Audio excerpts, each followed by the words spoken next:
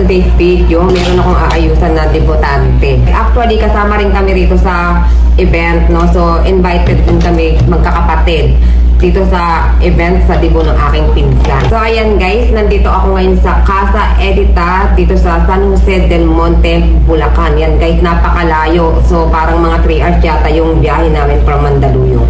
So, kasama ko yung aking kapatid. Ayan, ikata na yung mapaganda yan. Yan, kasama ko yung aking kapatid, no? So, ginawa ko siyang assistant today para matulungan niya ako sa aking mga binubuhat na mga gamit. At syempre, i-check na rin natin yung mga pagkain dito, no? Tignan natin kung masarap na yung mga pagkain nila dito para pag naghanap kayo ng venue, may idea kayo na pwede ninyong puntahan, pwede kayong mag-inquire dito. Ayan. Mamaya ituturo ko rin kayo dito. Mukhang maganda dito guys. Hindi ko pa siya masyadong nalilibot. Kasi guys, maulan sa labas. Ayan guys, oh, ang lakas ng ulan. Nakikita nyo? Oh. Grabe, sobrang lakas ng ulan. Ang ganda pa naman ng venue. And as of now, hinihintay ko na lang yung cousin ko kasi nasa eskwelahan pa po. So, mamaya-maya, mag-i-start na rin kami ng makeup session. A few moments later. So, ayan guys, finally dumating na rin yung aking cousins at sinimulan na rin namin ang aming makeup session. Ang problema lang guys, malakas ang ulan sa labas. So, hindi natin alam kung anong gagawin ng photographer, kung paano siya kukunan ng video shoot and photo shoot. But anyway, ulan lang yan at walang makakapigil sa kaligayahan ng aking pinsan. And of course, ito yung hinihintay ng mga kabataan, ang makatuntong sila sa edad na 18 years old. Kasi guys, ito yung edad na ma-experience natin na maging isang prinsesa. One day lang ito mangyayari pero mag-iiwan ito ng pinakamasayang memorable moment. Anyway, hindi lang isa ang inayusan ko dito. Inayusan ko rin yung sister niya, yung mother niya, at yung kanyang hipag. So, hindi na rin ako makakapag-tour dito. Hindi ko na kayo matutour. Kasi guys, busy-busyhan ng lola nyo. Marami akong inayusan today. So, hanggang dito na lang muna tayo sa room. Hanggang sa matapos ko yung aking mga gawain bago ako lumabas sa bahay ni Kuya. And of course, bago tayo lumabas sa bahay ni Kuya, kailangan ko munang magpaganda. Ano, pupunta ako sa venue ng Haggard. And guys, maglalagay ako ng serum. Ayan. Para maganda yung aking mukha fresh. At maganda yung kapit ng makeup.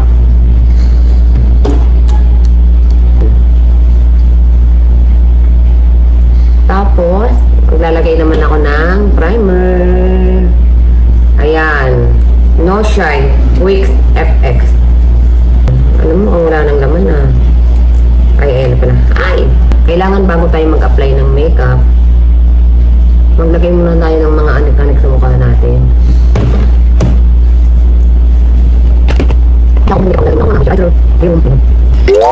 Hello guys! Ayun, kakatapos lang namin mag-makeup session, no? So, ayan, nakabihis na kami bongga. Wow! Sexy! So, ayan guys, pupunta na kami sa event. Nakabihis na kami guys. So, papunta na kami sa venue. So, okay na to. Hello guys, nandito nga pala ako sa labas. Kanina pumunta ako rito ng maliwanag pa. Ngayon, madilim na. O, ayan, tingnan nyo. So, ayan guys, papunta na tayo sa mismong venue. At ito yung una kong nakita. Ito yung bumungad sa akin. Grabe, ang ganda. Parang bahay ni Kuya. And the design is very attractive. Punong-puno siya ng mga lights. Ayan, grabe. Ang ganda. Ang galing ng pagkakadecorate dito. And of course, dito na rin ang area ng catering. And dito naman tayo guys sa pool area. May nakita na naman akong mga pagkain dito. So, lapitan natin ito guys at pwede akong mang-buraot dito. So, ayan. Medyo, nakikita nyo ba? Medyo madilim no? So, yung mga pagkain dito, pang ano lang, pang panawid gutom. Mga cookies and pizzeria po ang mga nakadisplay dito. At meron nga pala ritong Jayco Donut. Buti na lang naggala-gala ako, no? So, nakita ko itong Jayco Donut at talagang hindi ko na mapigilan ng sarili ko dahil ito po ay isa sa mga favorite kong donut. Buti na lang nakaabot pa ako. Tingnan nyo naman, 7 pieces na lang ang natitira. So, ayan, kumuha ko ng isa. Bala ko nga kumuha ng 3 pero nakakaya. So, okay na to.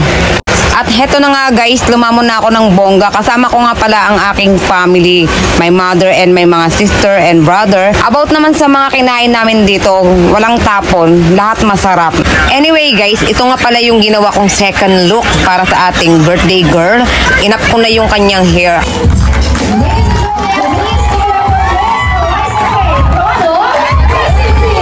So ayan guys, buti na lang tumila yung ulan, medyo umaambon-ambon na lang at hindi ka maboboring dito kasi guys, ang ganda ng venue, ang ganda rin ng setup. Sana all bongga ang birthday kasi ako guys, hindi ko na-experience yung ganitong klaseng birthday, 18 birthday. Dahil pagkatungtong ko ng 18 birthday ko, ang handa ko lang nun is, naalala ko, spaghetti lang tapos dalawa lang yung betita ko. Okay, family, closer please. And then the next part would be the most awaited part of the event. Okay? Happy birthday to you. Happy birthday to you. Happy birthday, happy birthday. Happy birthday to you. One more time, louder, faster. Happy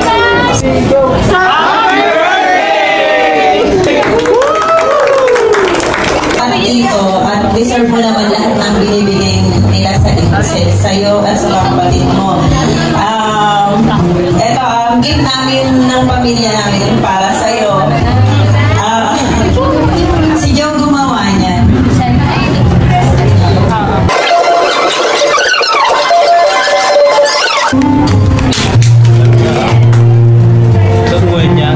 Diba? Special para sa'yo.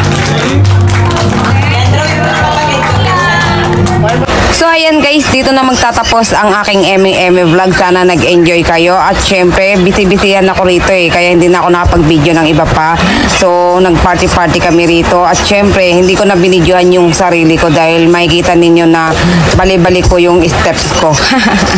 Anyway guys, sa mga hindi pa nagsasubscribe sa aking channel, mag-subscribe na kayo and don't forget to click the bell button para lagi po kayong updated sa aking video na ina-upload. See you on my next video.